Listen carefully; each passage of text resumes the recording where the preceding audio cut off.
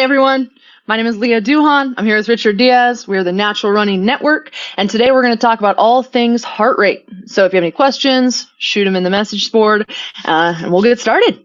Princess Leah in the house. Awesome sauce. So, heart rate. Something I think I know a little bit about.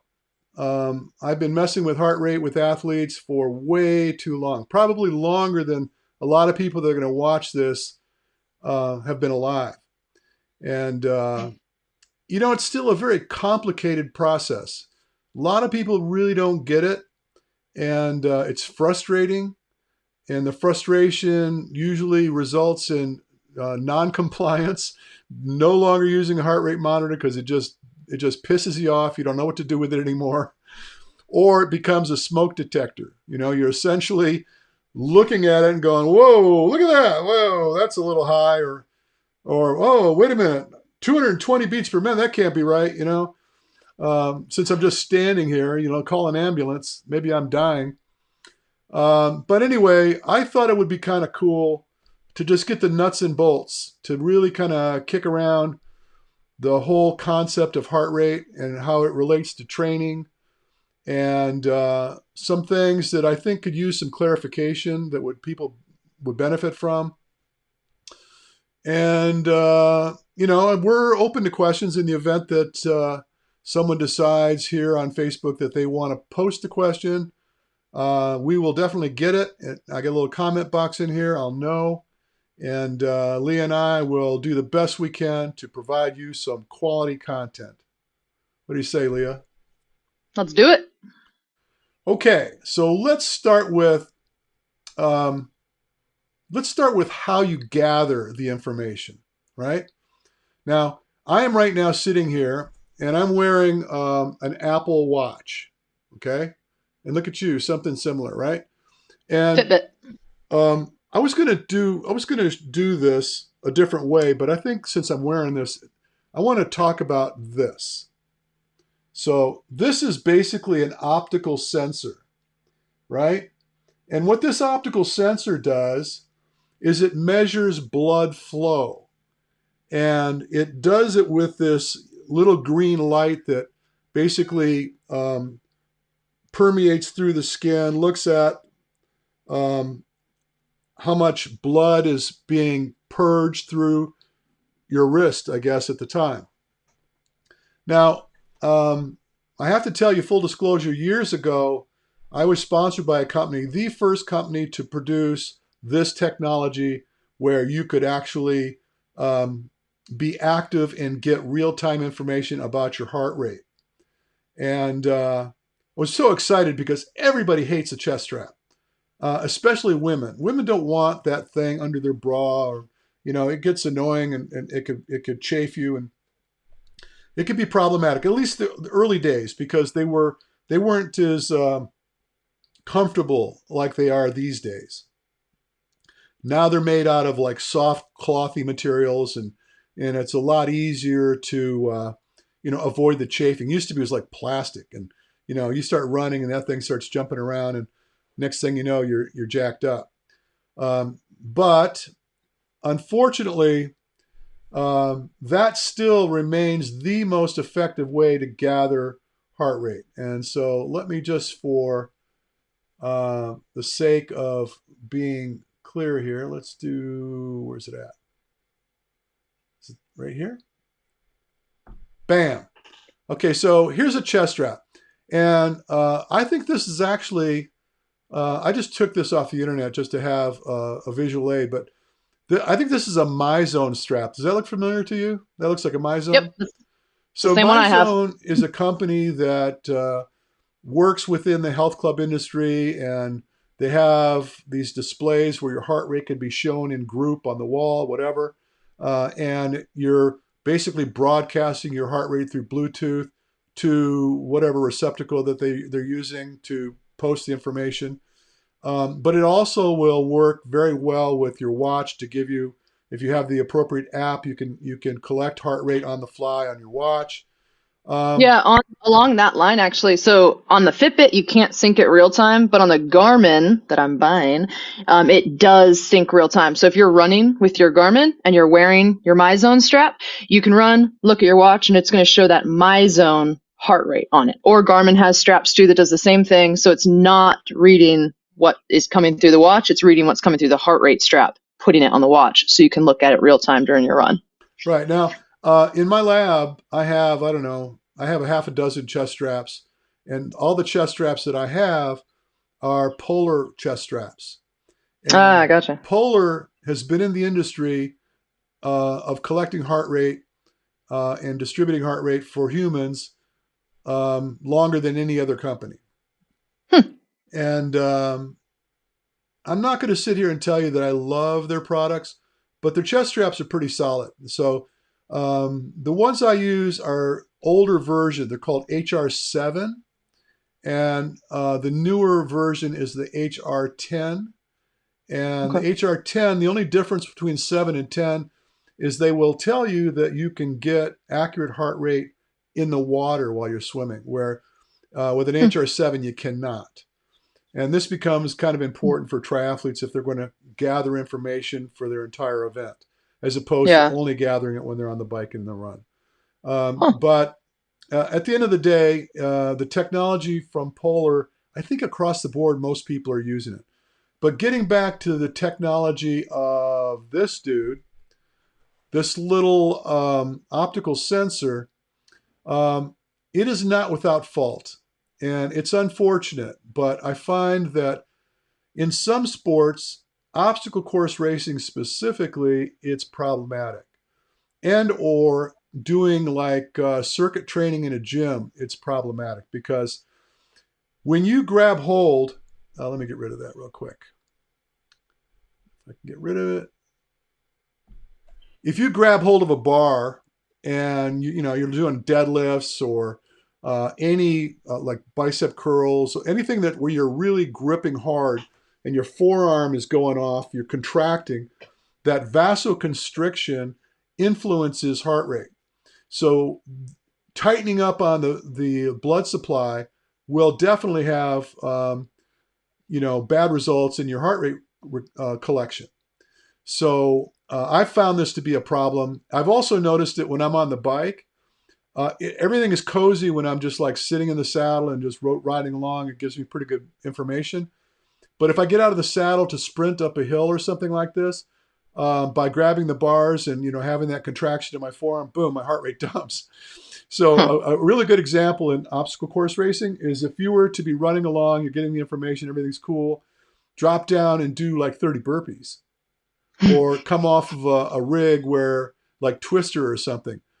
You may go into the exercise and say your heart rate's like 150 beats per minute. And then as you're going across the bars, you jump down off the other side and your heart rate's like 90. And that clearly is not the case because you've just gone through some significant work. If anything, your heart rate's going to go up. And so uh, that wears me out. Just the whole concept of getting that false read. And the other consideration is that, and let's see if I can make this work, is that if you get daylight underneath the watch, between the watch and your arm, um, the light going in there will also influence the read, as will cold water, because cold water also causes vasoconstriction. So there are definitely some issues. And the other consideration is it is not heart rate; it's pulse rate that you're collecting, and getting it off your chest strap, you're picking up heart rate, and the signal is quicker to your watch than it is from your wrist. Now, because the industry likes to sell things that are convenient and because they know nobody really likes those chest straps, if you've been in the heart rate business for a long time, you know that the thing that you're hoping to do first is get rid of that damn strap. So everybody was way excited when they come up with this technology. um, and so um, in a lot of circumstances it works out fine.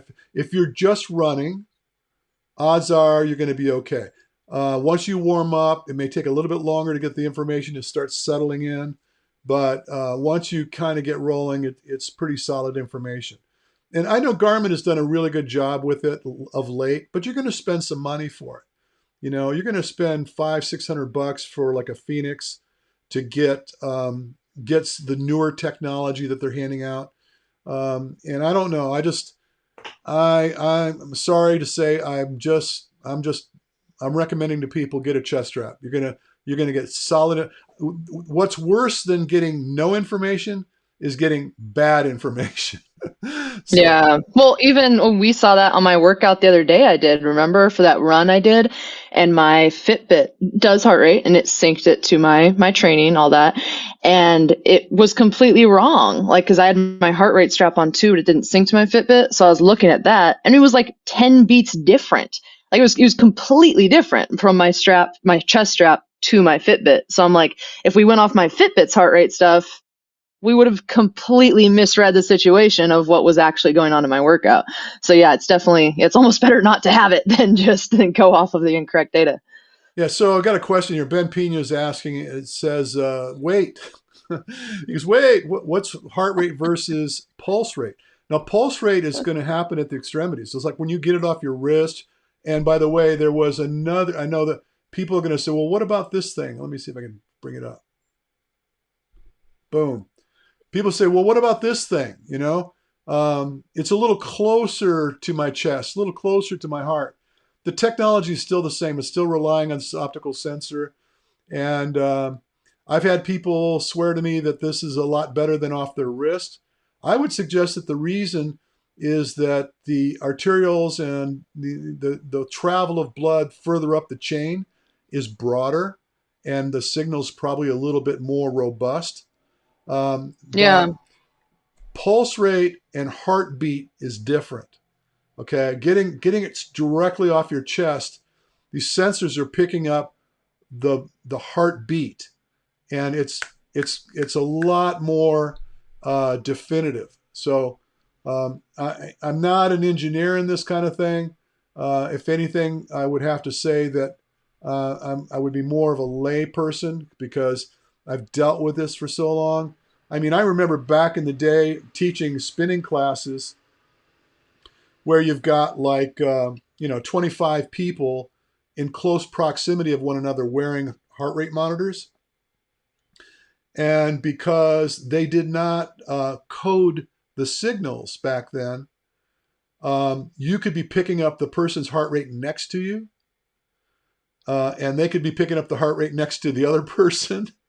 So Hmm. let's say you're working your butt off, and the guy next to you is doing nothing, but you're picking up his heart rate. So it says like you're doing 110 beats per minute, and actually you're more like 180 beats per minute. And so they finally, started putting a Polar, for one, put this code into the little chest straps that would give you like a 1 in 5 shot that you would be okay. And Huh. I mean, to this day, I think it's still kind of that technology. It's not absolutely coded because if you were to absolutely code it, that would mean that all the equipment in the gym would not be able to communicate with your chest strap, Mm. right? So there's a whole Yeah. lot of stuff that's gone on over the years, and believe me, I've ridden it out. I've ridden out all that technology in hopes that one day um, that they were going to get this stuff organized. So we've talked about how to capture it. Let's now talk about what it is we're trying to capture and why. Okay. So let's put my little chart up. All right. So this is a simple equation to determine what it is that you're trying to collect. And at the end of the day, there's two things that you really want to concern yourself with. A, when are you aerobic? B, when you are no longer aerobic and now you are anaerobic. And people want to talk about threshold. I really don't like the term because, and I'm going to explain this in a second, but what I've done in this graph here is I try to simplify a relatively complex process. Now, if you don't have a chance to get a VO2 max test, which by the way, I highly recommend you do if you ever get a chance, come see me for one. But I found this age-old prescription of subtracting your age from 180 beats per minute. Now, that's going to cause you to be pretty darn conservative as an aerobic heart rate. Now, if you were to add 10 beats to that, you start moving towards more anaerobic. And so, what do the terms mean? Aerobic means in the presence of oxygen, and anaerobic means in the absence of oxygen. Now, this already becomes a problem because you cannot survive in the absence of oxygen. Let's face it. If you are no longer getting oxygen, you're a dead person, right? That's just the way it works. So you're just not in a place where your body is having an opportunity to derive benefit from oxidative metabolism. And again, I'm going to try to explain this, but so let's just break this down.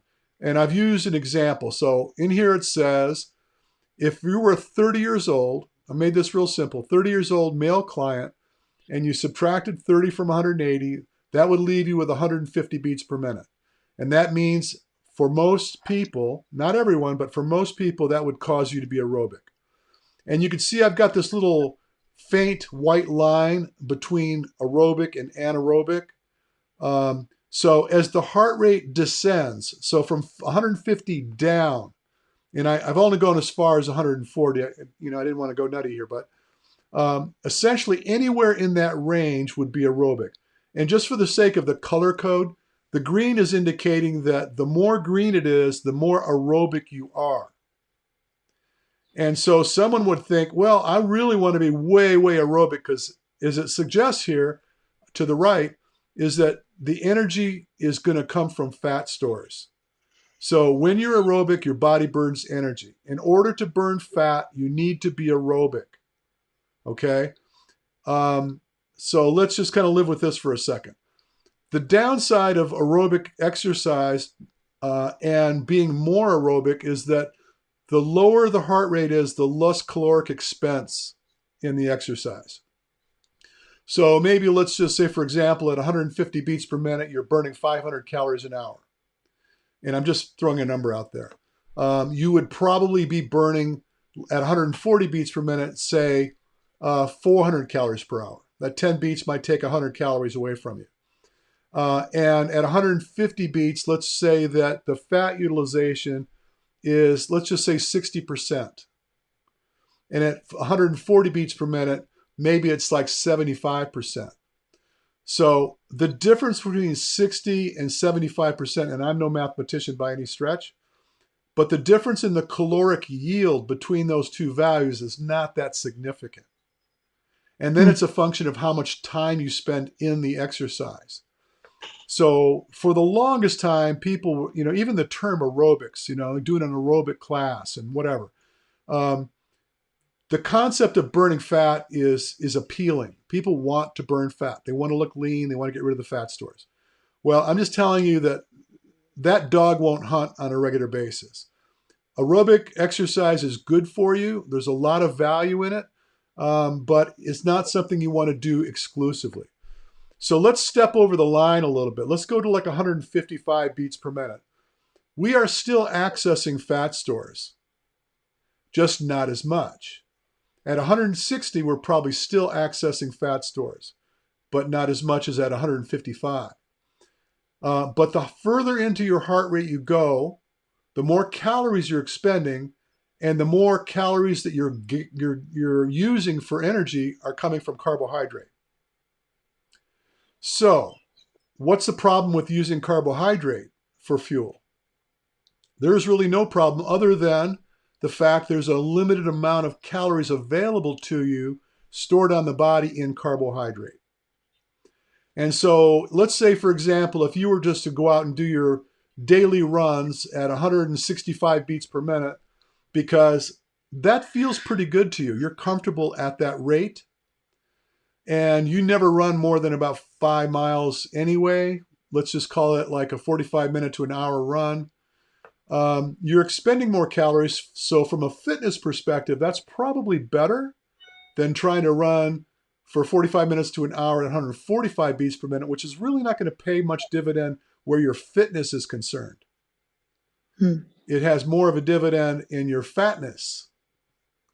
But anyway, let's just say intuitively at about 160, 165 beats per minute, you throw a fork in it after an hour, and you set about feeding yourself. You have lunch after your workout or whatever.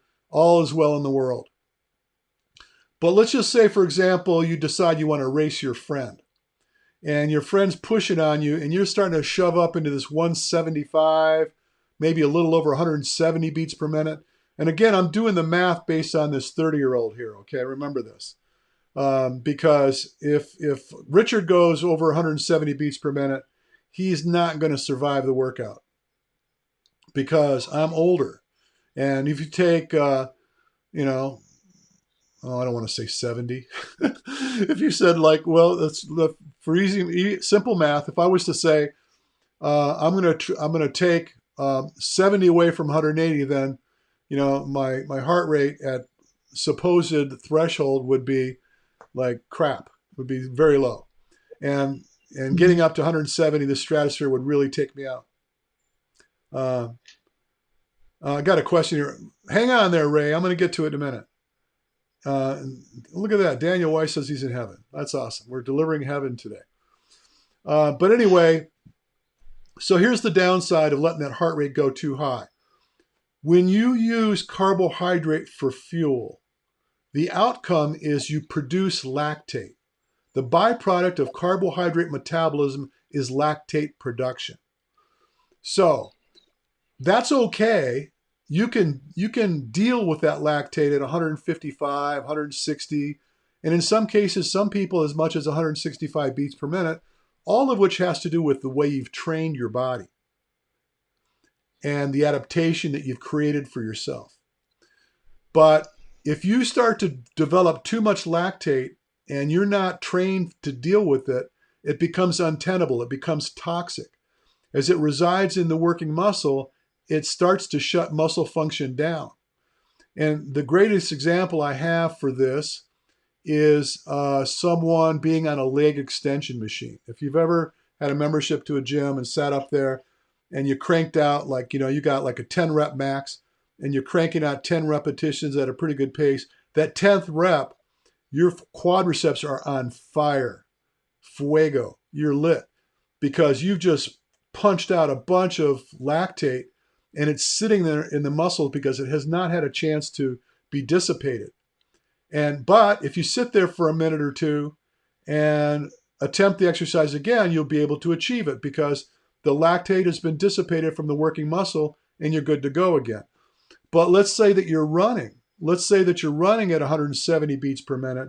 You're producing a ton of this lactate, and at the rate that it's being produced, it's very difficult to get it out of the working muscles quick enough for you to continue. So the outcome is you will need to slow down or stop.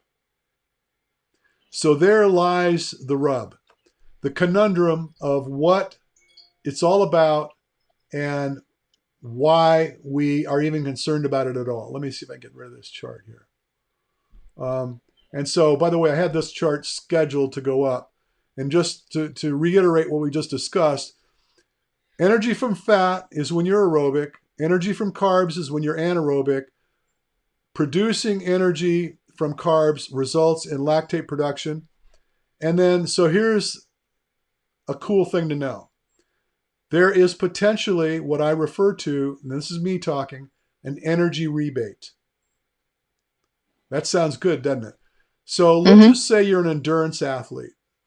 With the appropriate training, the appropriate visitation to anaerobic metabolism, you start to develop the capacity to process that lactate and convert that lactate in the liver to glucose, and ultimately that glucose will make its way back into the working muscles as glycogen, and that would be referred to as this energy rebate. So to be more specific, let's just say hypothetically that at that 165 beats per minute, you're now turning over almost 1,000 calories an hour. So aside from the caloric expense, think about the production of lactate that's associated with those calories coming from carbohydrate. a really big amount of carbohydrate being used is a big amount of lactate being produced. And so you can teach your body to move the lactate out of the working muscle and away into quiet parts of the body where it might reside temporarily, and then through the bloodstream make its way back into the liver, and then it starts to convert that waste product potentially into an energy. And so let's just say if you were burning 1,000 calories an hour, it may pay you back. And this is not conclusive. I'm not absolutely sure how much. It's really dependent on how efficient you are. But let's just say it gave you back 300 calories in that hour. Being able to get that 300 calories back that you spent is huge. Think about when you're like an hour and a half deep into a workout or a marathon or a mountain, and you start reaching for the goo packet because your sugar stores are starting to dwindle. How about if you got that lactate to give you back glycogen instead of having to have that goo pack? Or fortify that work with another goo pack. How might that work out for you? Mm-hmm. So before I get too crazy here, I want to kind of answer this question that Ray Crum has. And Ray says, I'm aerobic between 140 and 163. Now, this is kind of a broad range. So let's look at my chart here, and let's cause this to be Ray. And so 140 to, let's call it 155. It's kind of a broad range. At 163, he's probably tipping into the sugar a little deeper than he might want to for an aerobic effect. But if he's comfortable at 163, he might tolerate. So, and essentially, since I brought that word up, there's two things that's going to occur.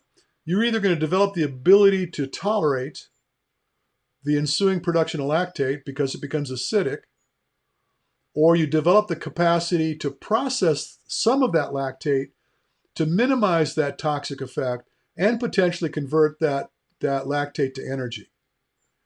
So, and I know that this is like going way off the rails for a lot of people.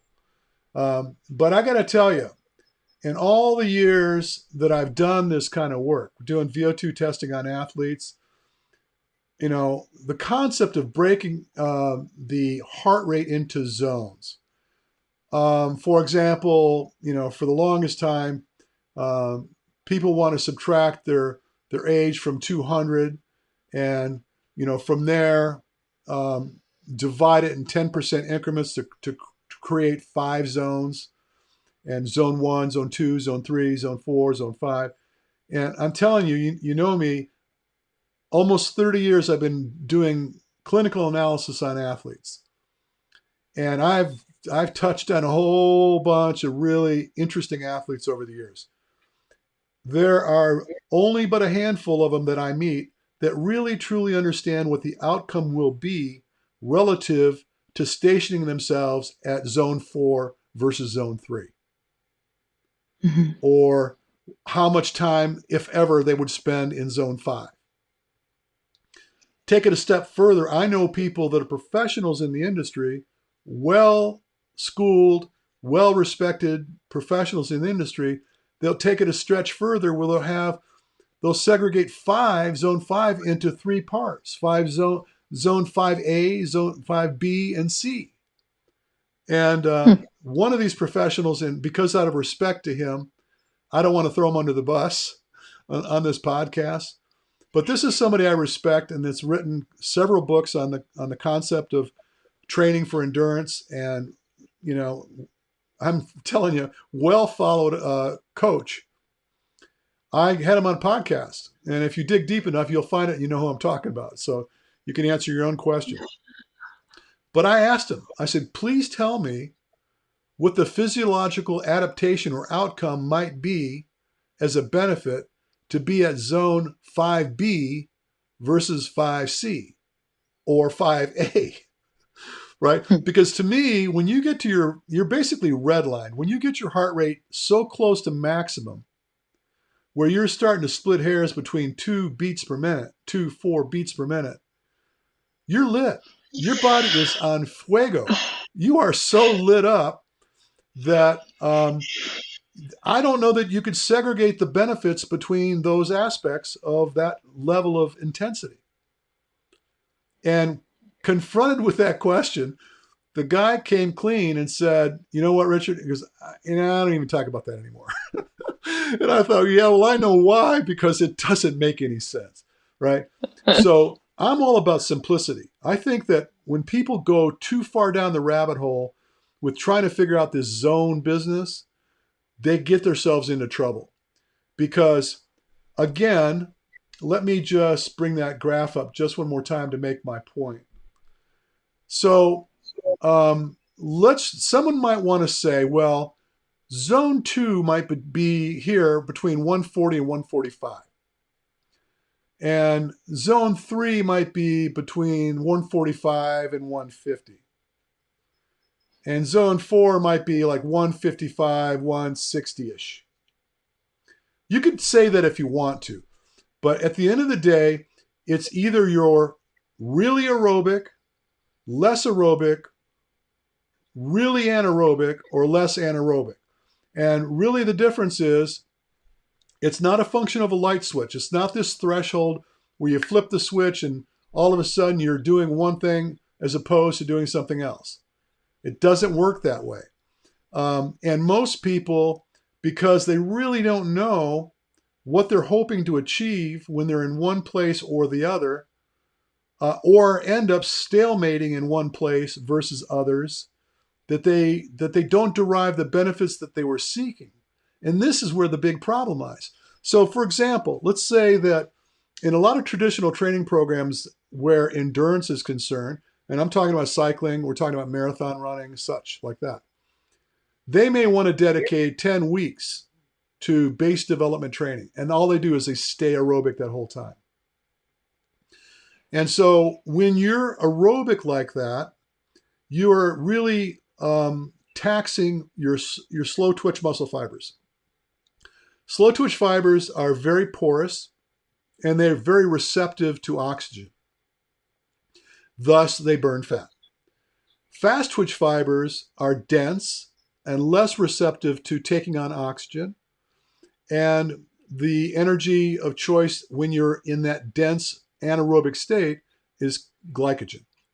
And so if you were to spend 10 weeks developing this aerobic system and then decide, okay, it's time, and then shift away from it, you're going to start departing from all the benefits you developed aerobically and trade it off for the benefits of being anaerobic. And so, and believe me, I didn't want to do this to plug my book, but I'm telling you, my book kind of lays this out. It explains to you why you don't want to do this and why it's so much better to operate in more of a flow state where you visit all aspects of the energy system. Because at the end of the day, heart rate is only a method to determine where you are from a standpoint of energy collection or utilization. It's like a metronome marking time. At 140 beats per minute, I look at, like in my testing, I look at the respiratory consequence of the work. Where is the energy coming from? And the heart rate is what depicts where we are at time and space like that. And so most people don't have the benefit of experiencing this as long and as storied as I have. So they're just kind of relying on what their friend told them and or what XYZ coach had told them about where they should be, when they should be there. So you want to develop the capacity to utilize anaerobic energy. You don't want to divorce yourself from being anaerobic. And at the same token, you want to rely on the benefits that are associated with being aerobic. And so it's like an expansion and contraction kind of a relationship. It's not a function of here I was, and now I'm leaving the building and I'm going into the other building. It's like these two squares that we're in. Like you're in the aerobic square and I'm in the anaerobic square. Like it's not like that. There's just this wealth of opportunity and benefit that resides within our energy structures. And to avoid one end of the spectrum in favor of the other is just a big mistake. So let me look at this question. It's been sitting here for a while. If I may ask, what is the deal with fat adaptation as people trying to develop higher fat burning to avoid bonking, increasing performance? Does not make sense to me, as with increased intensity, you are burning more. Bingo. This is a really good question, and it's something I've had fun with over the years. Um, so there are these outliers in the community. And when I say the community, I'm talking about in the endurance world. And one of the guys that comes to mind, and I've never met him, and I'm not trying to cast aspersion, but there's a guy named Zach Bittner. Have you heard of this guy?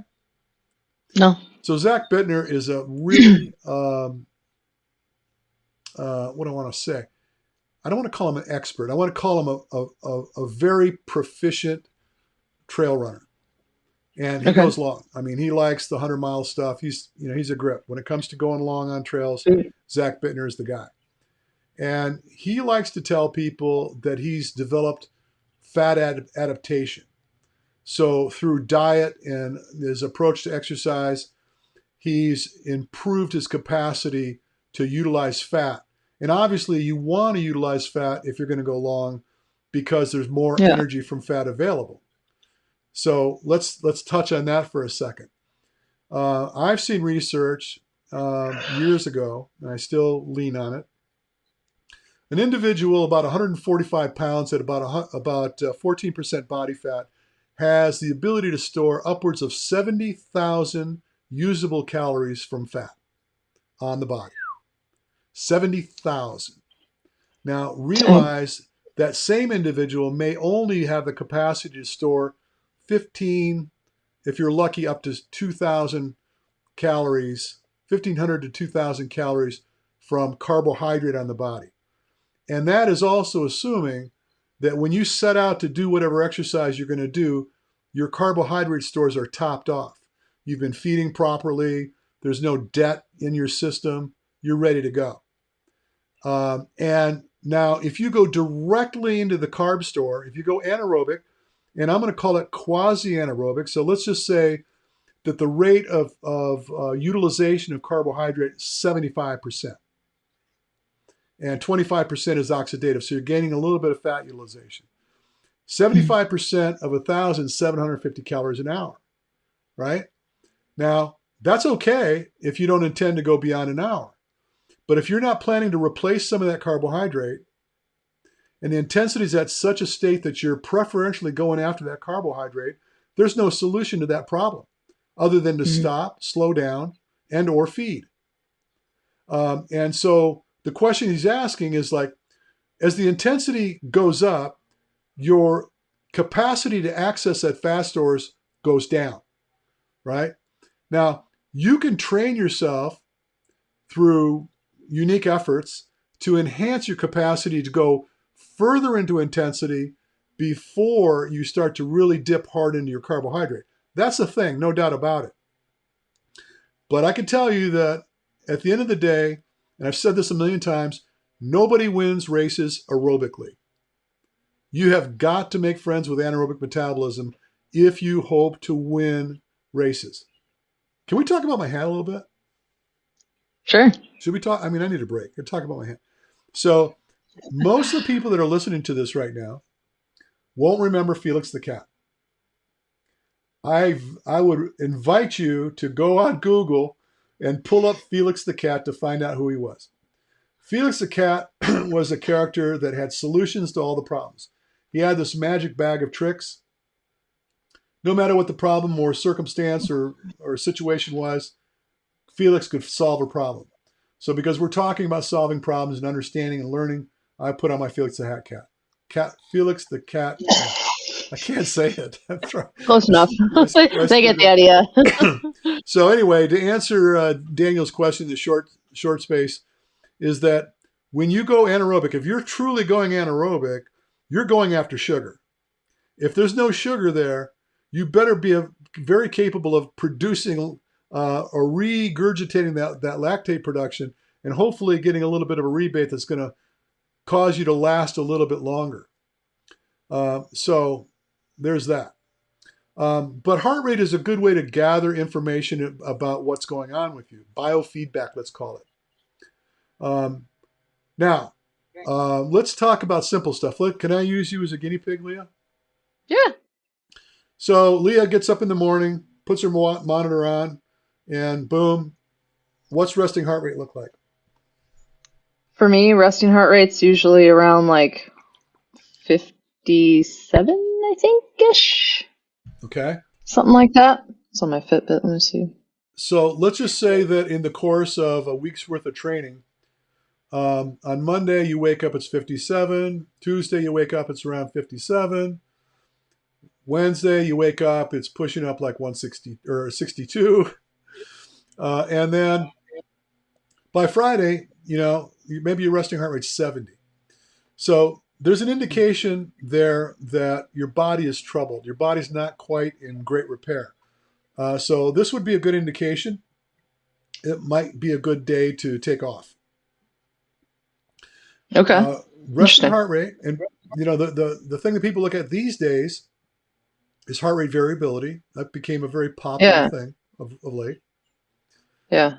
And essentially what you're doing is you're looking at how your heart rate responds over the course of the day through sleep and whatever, and just getting a sense of the way your body's adapting or not adapting to your lifestyle. And I said lifestyle because there's a lot of influences other than exercise. There's stress and lots of stuff, right? So people will look at that and they want to try to do something to enhance their heart rate variability, trying to lower or get it all to be on more of a steady flow as opposed to rampant over the course of the day, the week, the month, whatever. Um, I don't give that a ton of energy, but I will say that if you look down at your exercise, let's get ready to go run. First thing you do is charge your monitor up and okay, ready to go. And you look at your heart rate, go, well, it's kind of high today, right? So you're starting off a little higher than you like.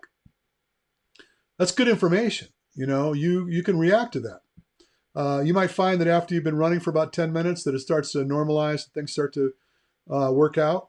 Fine, keep moving, right? What's your biggest challenge with heart rate, Leah? Me? Let me go back to my questions I had. Um,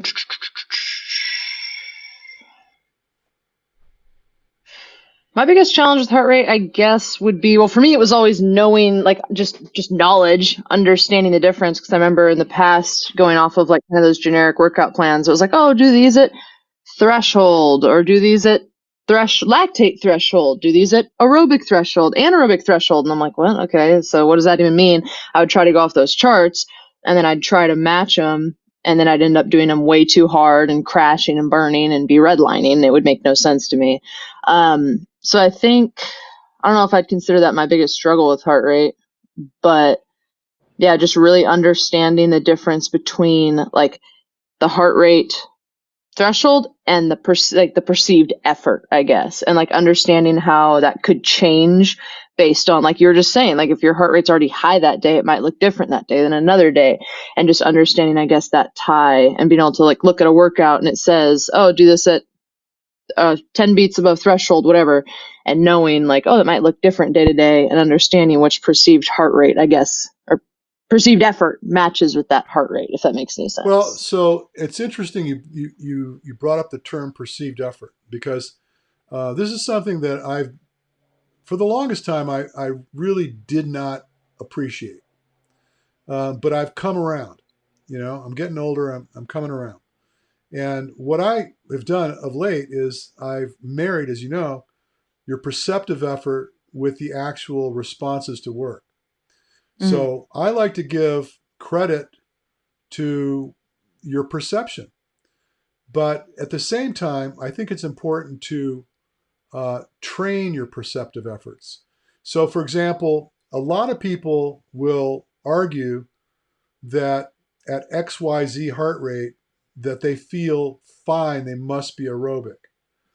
But Mm-hmm. through clinical exam, we find that in fact they are not. They're anaerobic. So their perception of comfort is how well they've adapted to that particular intensity. Mm-hmm. And But if they were looking to gain the benefits that come with being aerobic, they would have been at a loss. They would have missed it.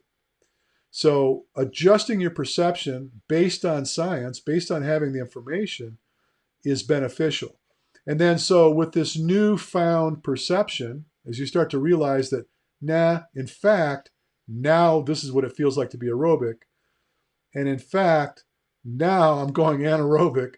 Um, that new adjustment massively improves your training outcome. So the sticky wicket in all of this is tolerance. How much anaerobic metabolism is comfortable or uncomfortable or untenable for you? So let's say, for example, that you're, the term being in the paint, so to speak. The basketball term when you're getting ready to dunk the ball, you're in the paint, right? Okay. Never heard that before. All right. So I'm I not a didn't play basketball player basketball, either. so. When you're in the free shot zone there, that's usually painted. So they say you're in the Okay. paint, right? Anyway, so long story short, where the hell did I go with this? I got lost. So you're anaerobic, and you know it, Hmm. but it's okay. You're feeling okay with it. It could very well be that you're at a place where you're processing that production well enough to continue to march. Now, you may not be drawing benefit. You may not create that energy rebate, but you might be pretty good at moving the lactate out of the muscle well enough to continue at that level of intensity. Hmm. And then as you start to move up into greater heart rate, it starts to get less and less comfortable. And the reason it's less and less comfortable is because you're starting to get toxic. But you may have intent. You may be interested in trying to visit that dark side, dare I say it. You're willing to visit the dark side for a period of time to start to develop somewhat of a relationship at that greater intensity. And you may come behind it with recovery. Just back your heart rate down, flush some of that lactate out, and then maybe revisit, come back up into it again. And maybe the second time around, you're a little bit more capable of tolerating that more intensity. So this is where perception starts to become very important because you're starting to really pay attention and identify what you're capable of supporting as opposed to where you might have been like a week ago. You start to develop greater and greater tolerances at those greater intensities. And so there's two things that can happen. And I think I even evaded the other thing was A, tolerance, putting up with it, being better at pushing it away from the working muscle, or two, converting that potentially toxic substance into an asset, turning it into energy that you can use. And as you know, and maybe a lot of people don't know, is I wrote a training program for CrossFit based on these premises. And what was interesting about it is like, if you're doing a WOD, okay, a CrossFit workout, it's 30 minutes on common of high intensity effort. Just to paint it as one thing. Generally about a 30-minute high intensity effort. You have no interest in seeing if you can get a I'm going to say this again. You're going to have no interest in gathering an energy rebate. You don't need more energy. What you need is to be able to continue to produce high intensity effort for that timeline. So your interest is to move that lactate out of the muscle as quickly as possible. And there's a process in where you can train to develop the capacity to do just that thing. And that's not going to give you that reward that we're talking about if you're an endurance athlete.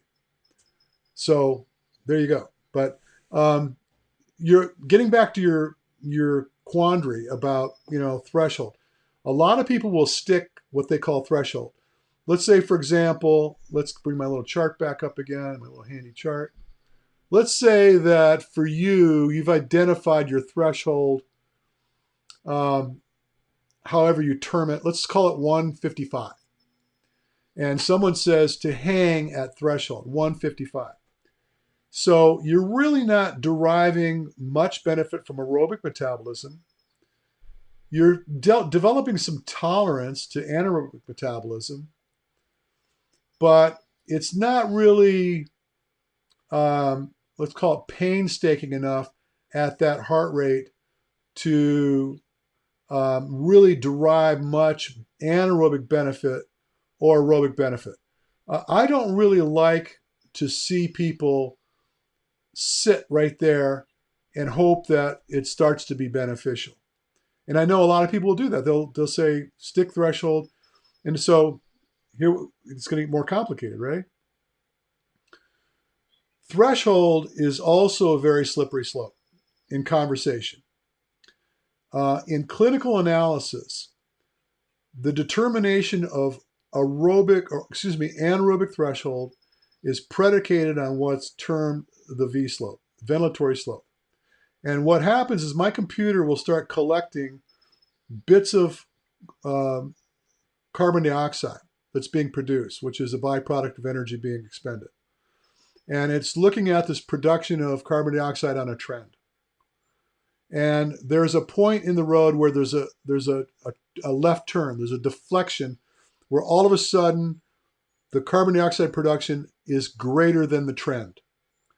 And those out there would like to say, boom, you've just achieved anaerobic threshold. All right?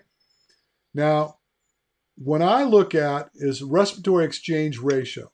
So this is looking at the gases we're collecting, the oxygen versus the carbon dioxide production on a trend as well. And when you get to a place where the oxygen uptake versus the carbon dioxide production are equal, so we're at an impasse now. I'm taking on as much carbon dioxide as I am oxygen. You're at an impasse, and now the utilization of energy is 100% into your sugar stores. So that mark will be significantly higher in most cases, not always, but in most cases, than that anaerobic threshold, that termed based on V-slope. So when you look at these numbers that we were just tossing around a moment ago, that might be, in real truth, might be closer to like 160. And if you start training above that 160, you're going to know you're definitely producing a lot of lactate. And sustainability is not going to be quite a happy thing for you as it might have been.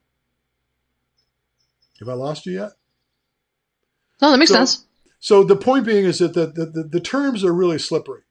And they're being tossed around by people that really don't understand what they mean. And then trying to marry it against the consequence of the work they're doing is even that much more complicated. That's why I have such a hard time with zones.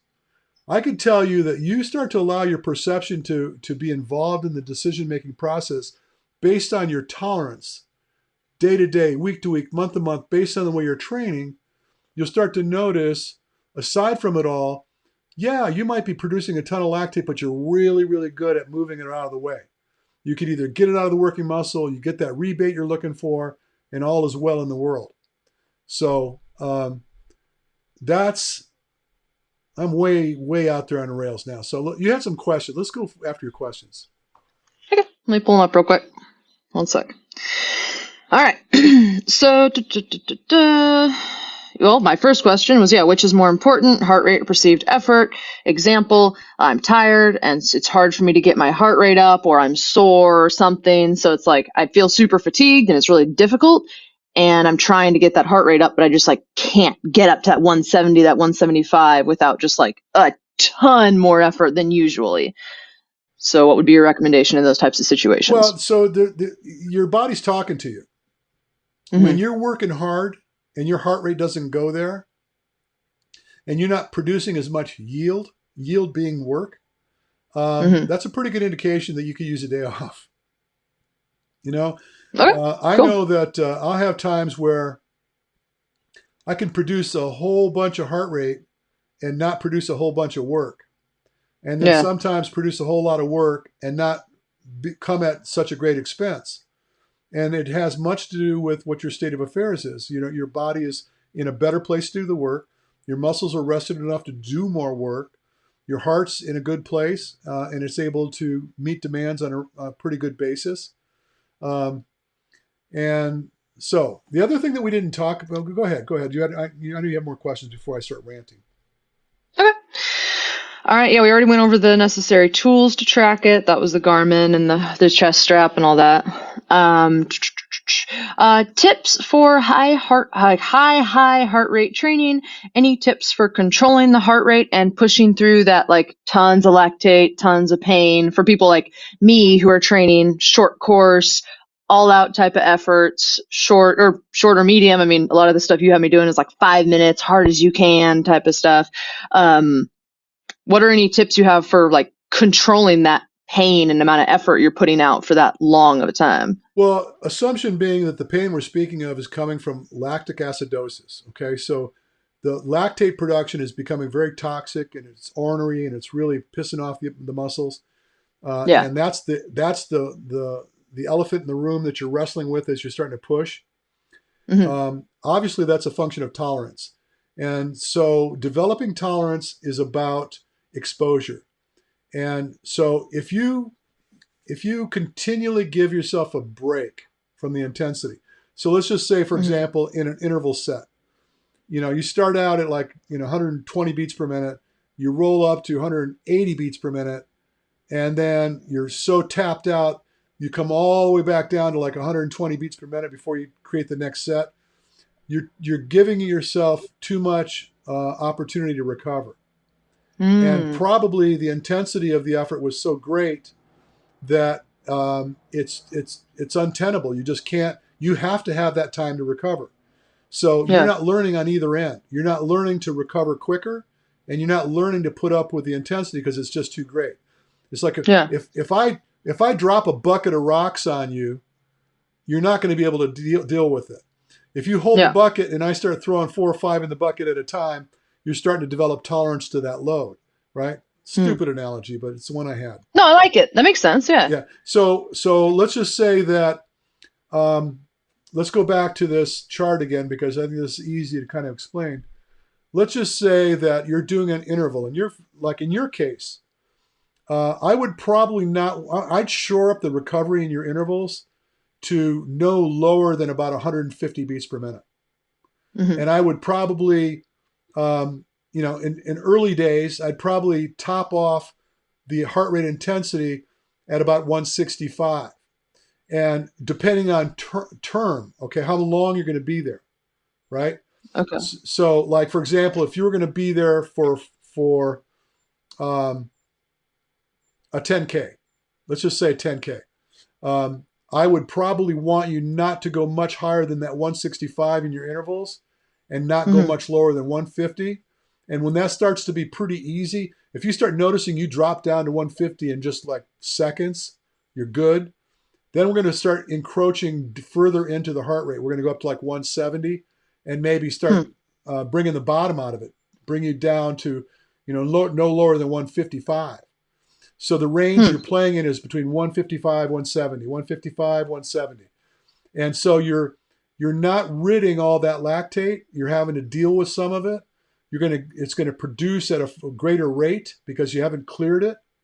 So Yeah. the timelines are going to start shortening up. But what you're essentially doing is you're starting to develop some adaptation in this anaerobic state. And then, I mean, I'm just throwing some numbers out there hypothetically. I saw the look on your face when I said 165. You're like, whoa, that's, I'm at 3,000 beats per minute. Right. Yeah. I'm like No, but I'm 165. Like just, that's not even. so from an example perspective, what I'm trying to tell you Yeah. is that I wouldn't have you just go hog into, the topped out heart rate and Yeah. then try to get you back in the next set at 160, because you're Hmm. probably not going to. You might be able to do it once or twice, but that fourth or fifth repetition, that dog ain't going to hunt. You're going to just be Hmm. too lit up. It's not going to work. So you got to be progressive and also regressive. You need to give yourself the chance to experience some heat and experience much less recovery. And then, but now, mind you, this is talking about higher intensity, short duration type of work. Yeah. Um, this would not be the plan if you're hoping to go longer. I might, and even still, depending on the nature of the event you're training for, would have much to do with what the top end heart rates look like, and much to do with what the lower end heart rates look like. Because Then you add to the equation sustainability. When you're talking about, I need to run 10 miles, and I know that at 165, I can hold a pretty good pace. But if I go to 170, it's going to break me down. I'm going to have to go down to like 150 before I can get myself together again to try to repeat that pace I had at 165. Yeah. So it's a Okay. function of tolerance. Gotcha. Okay. Yeah, I mean that all makes sense to me. So basically instead of just gunning it and then forcing yourself to have to take extra breaks and really recover, it's playing with that edge and just kind of pushing till you can handle that with minimal break. That Yeah, makes sense. then so like you're moving the bottom and the top, right? And then Mhm. so the bottom starts coming up and the top starts coming down a little bit. And then as the bottom starts going down, the top starts going up a little bit. And then eventually you could maybe have some sets where they're, your stratosphere is a little bit deeper, and just to see what it does. But Mhm. the problem that I experience with the CrossFit athletes is they don't have anything but a go switch. They just go, Yeah. and they get into the stratosphere of intensity where the lactate production becomes untenable, and thus they lay on the ground. And so what I did with a lot of these guys is that we started to do exactly what I'm telling you, is start to moderate the amount of intensity and develop exposure capacities that allow them to clear that lactate from the working muscle very rapidly inside of like Yeah. 5 or 10 seconds. But again, this is for short duration, high intensity work. If Yeah. you start to get into that realm of intensity and you're trying to be an endurance athlete, it ain't going to work. There's two different pathways. It's very complex. I'm not going to go into it right now, but there's definitely two different methodologies to develop these paths. And what I'm really speaking towards today is for endurance athletes or even Mhm. fitness enthusiasts. There you go. What Sweet. Well, yeah, else? that definitely answered my questions. What else you got? That's all? All right. No, I got more. All right. I guess we've kind of hit on a lot of these. Yeah, one was like tips for long, easy aerobic training, because something you were talking about earlier was obviously that chart from easy to hard. And my question is in the past I've heard, oh, if you're going to go out for an easy aerobic run, it does nothing, no easy is too easy. Go as easy as you can. Like as long as you're running, like even if you have to hike, that's fine, whatever. Like just easy as you can. That'll still get you the aerobic benefit. Don't overdo it. Go, yeah, if your heart rate's 130, whatever, it's fine. This should be a 1 out of 5, like in the heart rate zone thing or whatever. How do you feel about that? Like for an easy aerobic run, is there anything that is too easy? Well, here I go. You asked me what time it is, I build the clock. I met a guy that many of the people that are listening to this probably won't know who they are. You probably don't either. A guy by the name of Tudor Bumpa. Tudor Bumpa is known in many circles as the godfather of periodization training. Tudor Bumpa he's a Romanian exercise scientist.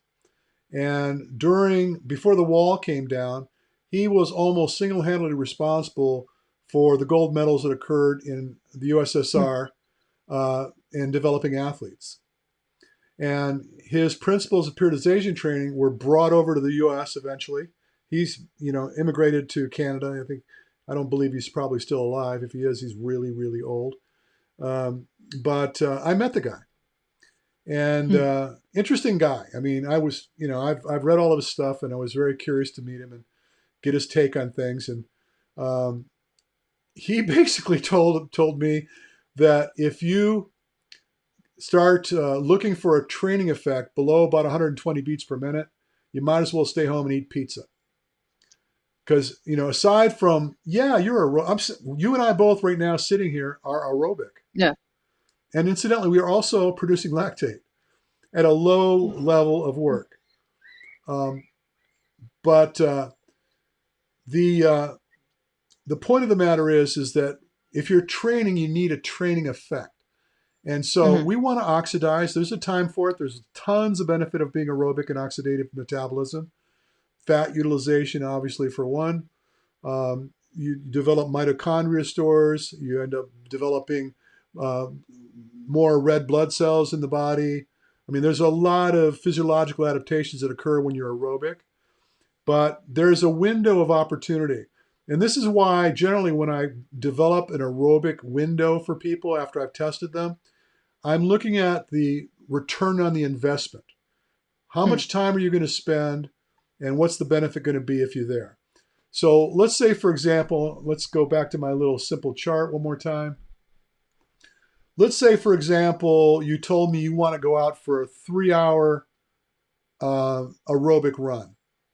What should that look like? Well, given that you're going to be out there for 3 hours, I would say that I'd like you between 140 and 145 if this was you. All right. Okay. Yeah. If you told me that you're going to go out for an hour run and you're looking for aerobic benefits, I'd probably have you closer to 150 because you're going to Okay. get greater training effect. We're not going to spill our gut. We're not going to lose all of our energy. Hmm. And a lot of the adaptations that you're going to look for when you go on these long efforts, whether it be aerobic or otherwise, is just time on your feet. Um, what what's going to be the benefit of being aerobic? And so, just believe me, I scheduled. I don't know if you recall this. I recently scheduled for my group a 60-mile week of walking, Hmm. and the rule was if you took longer or if it was shorter than a 19-minute mile pace, you're cheating. So I want you to walk for 60 miles in the week. And some of Yeah. the people were trying to tie that into their weekly training, the running and everything else they were doing, which was probably a bad mistake. But the exercise was to see what would occur in the event that you actually walked for 60 miles over the course of a week. That's Yeah. basically, 6 days, that's 10 miles a day. That's hours a day. It's a lot of time Ton spent of on your time. feet. And it was interesting. The people that actually did it were like, oh my God. So I took my dog with me. My dog couldn't handle it. I had to put the dog in the stroller. The dog was done. My feet were so sore from being out there for Yeah. that length of time. So this is time on your feet. This is adaptation. This is connective tissue benefit. There's just basically tensile strength in the system that's developed for being out there for that length of time. Yeah. And so if you were to try to do that with intensity, um, you're going to probably need some time off. It's going to be Hmm. a little bit more untenable if you try to push it. But I mean, this is a little off point. But the point of the matter is, I think yes, you are more aerobic if the heart rate is less. What's the value of it for most people? Minimal return on your investment. I look at it like that. Gotcha. Yeah. Yeah. Yeah. That answers my question. Cool. All right. That kind of goes to my last one. Race strat. Oh yeah. So kind of what would be race strategies with heart rate? I don't know. This is gonna be kind of a tough one to explain, but like if you're doing a Spartan race, because that's what I do, um, what's kind of your thought process with your athletes? Like, what do you want them to feel like throughout the course of the race? Are they going to be redlining the entire time? Are they going to be going like higher aerobic threshold peaking into that? I know you're not going aerobic for the whole thing, obviously. Are you ever going aerobic through the course of the race? Like like let's for example say a sprint and then maybe a super. Like what would that kind of look like? Well, so it may surprise you to know that when my athletes race, I tell them not to look at their heart rate monitors. Yeah, and not like looking at it, but just kind of like I mean by then I'm assuming that we have like a kind of perceived effort level. I Yeah, mean, should it just so feel we want to miserable the develop entire race? yeah, we want to develop the intuition of what's tolerable and what's not intolerable or Hmm. tolerable.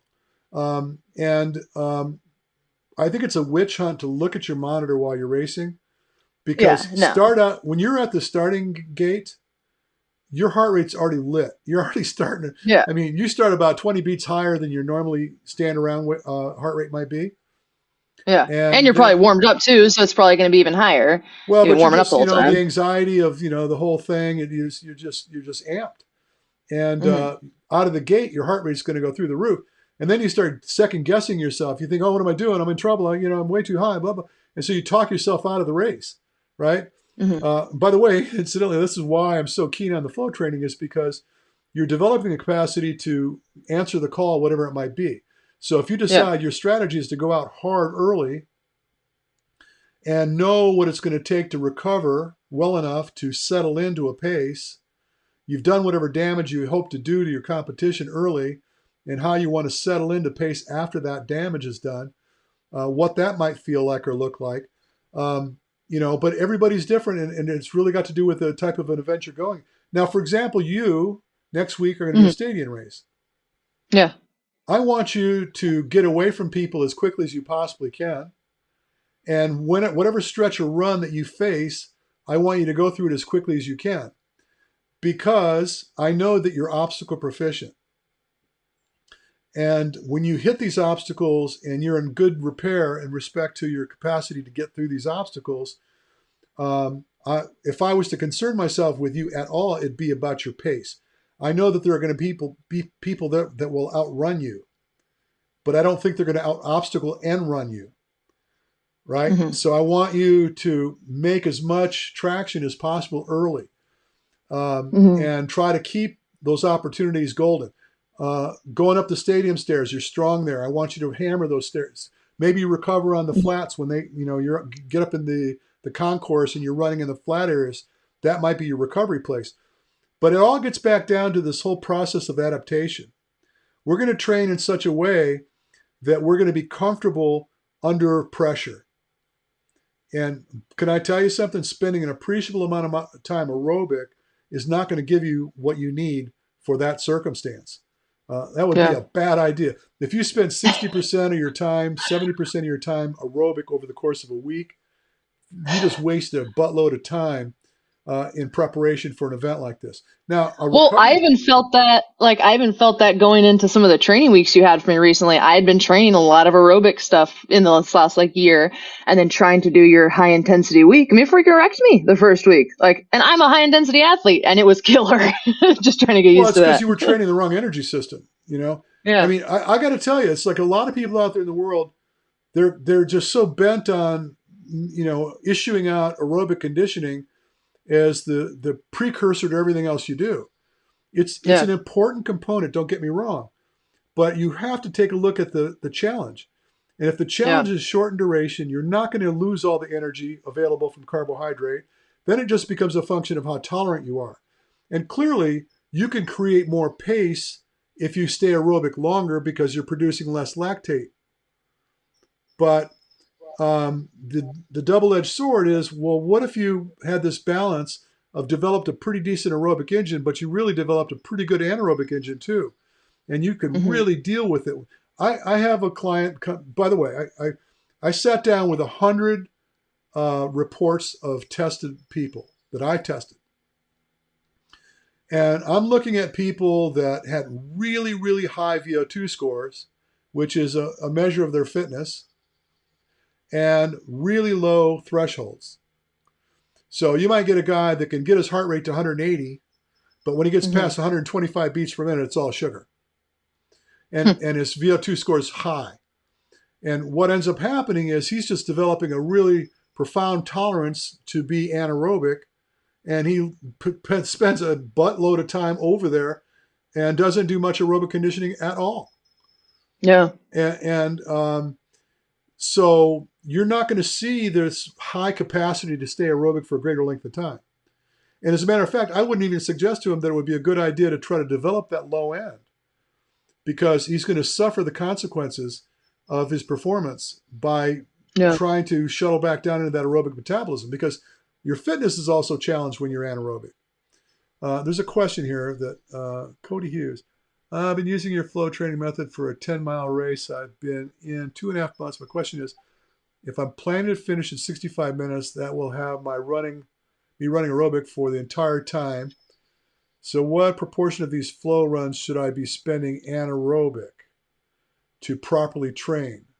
And so again, it's a 10-mile Hmm. race.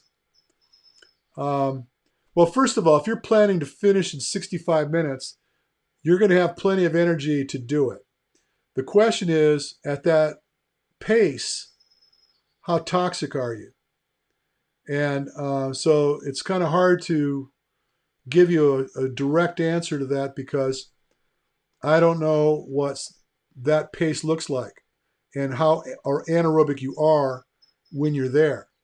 But I would say, from a percentage perspective, I would say that a lot of the intensity work you're going to do should be interval based, and should be at whatever pace you're hoping to sustain. That's 65 minutes, and maybe I'd say about 50% of the time I would dedicate to aerobic conditioning. But I would flow. He understands the concept of flow. I'd say about 50% flow, but 50% anaerobic training in the course of an hour workout is ample amount of opportunity to get overly toxic or develop the energy system. Okay, what's this? Are you developing any programs those 50 and over? I all my programs are people for 50 and over. So that pace, I'm 10 to 20 beats. Well, so the question might be, Cody, how long can you sustain that? So if you're 10 to 20 beats below your maximum heart rate, that's about an 80% effort. Um, what does that feel like? Is it something you can do? And how long can you do it for? But you should start to see. I mean, by the way, there's time trials built into most of my workouts, and you've worked with me before. You know this. I suggest you start experimenting with time trials to see how it all shakes out. Okay, we've been pretty long in the tooth here. What things have we not covered that we should have? Because believe me, I can just sit here with this jug of water and do this all day. Yeah, I think we're good. We really went over all the questions that I had that I think are just kind of relevant at the moment. So yeah. Well, here comes the shameless plug. It's got to come. There's two things I would recommend. Um, Having been out there in the world doing this kind of work for as many years as I have, and already suggesting early on that a lot of people are confused about heart rate responses. And it comes down to, let's identify who you are first. And the clearest way to develop that process is to get a VO2 test. Now, obviously, I'm hyper biased. I don't think anybody does it as well as I do. I'm just saying that to piss people off. Whoa, what did I just do? Look at that. Whoa. I just.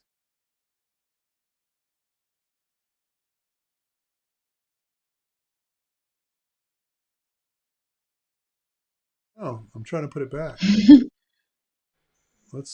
Wow, that's weird.